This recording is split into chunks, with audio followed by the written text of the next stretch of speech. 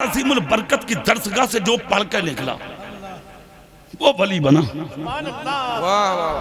जोर से बोलोगे, जोर से वो वली बना।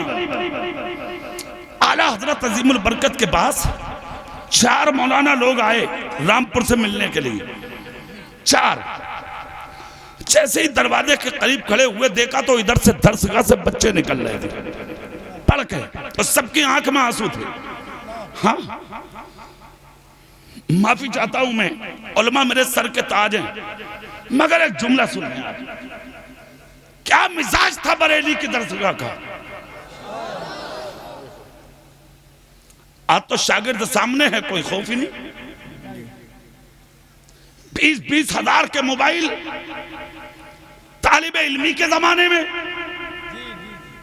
बच्चों के पास मदरसों में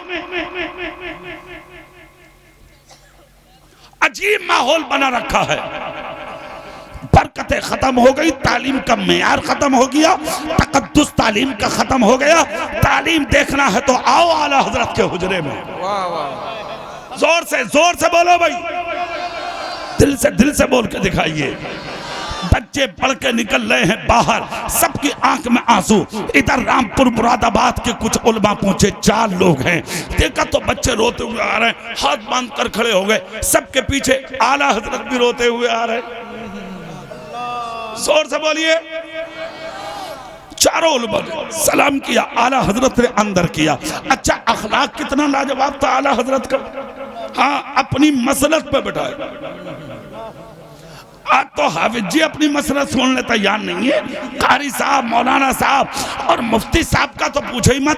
दरवाजे पर टाइम लिखा हुआ है मुफ्ती साहब के, और मुझ जैसा कोई लाइल्म अगर आ जाए ना, तकरीर के चंद जुमले अगर मुझसे बोलने आ गए, लोगों ने उठा के अगर मुझे कुर्सी पर बैठा दिया, तो मैं चाहता हूं कि लोग मेरे हाथ नहीं मेरे पैर चूमे। आज मेरा यह हाल हो गया।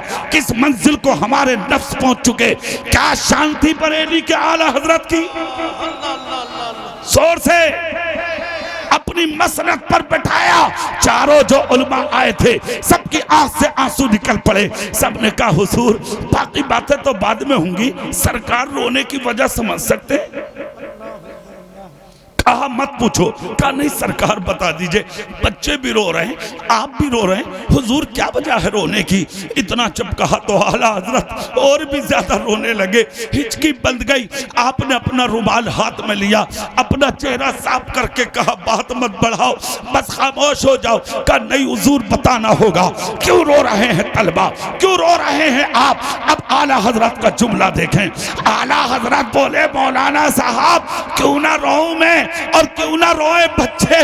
मैं अपने पास पढ़ने वाले बच्चों को खाली हाफिज जी नहीं बनाता हूँ, कारी साहब नहीं बनाता हूँ, मौलाना साहब नहीं बनाता हूँ, खाली मुफ्ती साहब नहीं बनाता हूँ। लोग बोले हुजूर मतलब। कहा मौलवी नहीं बनाता, बल्कि पढ़ने वाले बच्चों को मैं नबी का आशिक भी बनाता हूँ। इसलिए कि मौलवी तो कभी कभी बिक सकता है, मुस्तफा का आशिक कभी बिक ही नहीं सकता। नारे तकबीर, नारे रिसालत, फैज़ाने आला हज़रत, उर्से मुक़द्दस।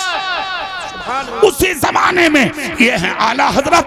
बिक गए बिकने वाले, अगर ना बिका था तो वो तन्हा बरेली का अहमद रजा था।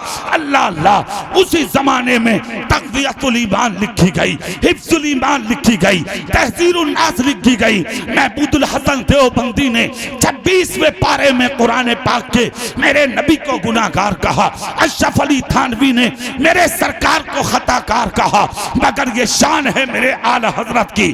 कुरान वही, तर्जुमा वही, सूरत वही, पारा वही, आयत वही, नंबर वही, सिर्फ कलम बदला था। कलम उधर गद्दार के हाथ में था और इधर मुस्तफा के वफादार के हाथ में था। उठाया कलम और लिखकर चला गया बरेली का मुजद्दिद कि मेरा नबी खताकार नहीं है, गुनाहगार नहीं है। मेरे नबी की शान तो ये है कि अर्शे हक है मसनदे रिफत रसूलुल्लाह की, देखनी है हश्र में इज्जत रसूलुल्लाह की। अल्लाह देखनी है, इज्जत को देखेगा। मेरा नबी गुनाहगार बनकर नहीं आया, बल्कि गुनाहगारों को बख्शवाने के लिए आया। 1400 किताबें लिखी।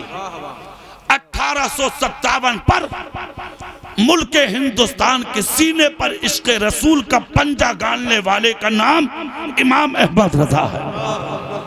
जोर से बोलो। 15 अगस्त और 26 जनवरी के मौके पर जहां लोगों को अवार्ड बांटे जाते हैं, मैं तो कहता हूं कि 15 अगस्त और 26 जनवरी के मौके पर सबसे पहला अवार्ड बरेली के अहमद रजा को दिया जाए, जिसने हिंदुस्तान को अंग्रेजों के चुंगल से बचा के मोहम्मद मुस्तफा के गुलामों के हाथ में दिया। और दूसरी चीज, हमसे सबूत मांगा जाएगा मिट्टी की मोहब्बत का कि हम आशिक हैं या नहीं। हमसे बड़ा आशिक मुल्क का कौन होगा भाई। गरीब नवाज यहाँ, साबिर पाक यहाँ, निजामुद्दीन यहाँ, हजरत सैयद मसूद सलार मसूद गाजी यहाँ, हजरत देवा के वारिस यहाँ, अब्दुल वाहिद बिलगिरामी यहाँ, आला हजरत यहाँ, हजरत आले रसूल मारेरवी यहाँ, कचोचा के मखदूम यहाँ, मखदूम सिबना यहाँ, सब कुछ तो यहाँ, और हमसे सबूत मांगते हो।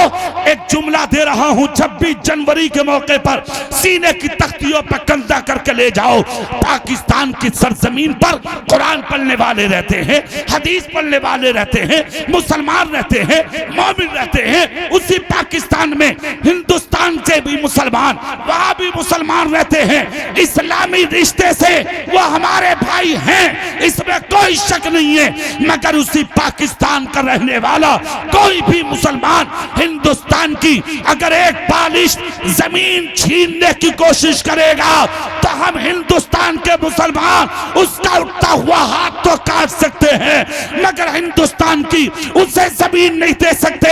इसलिए नहीं कि यहाँ लाल किला है, कुतुब मीनार है, कश्मीर की वादियां है, नहीं नहीं, आगरे का ताजमहल है, नहीं, बल्कि इसलिए नहीं कब्जा करने देंगे कि यहाँ हमारा गरीब नवाज लेता है, इसी सरजमीन पे बरेली का अहमद रजा लेता है। सुनो,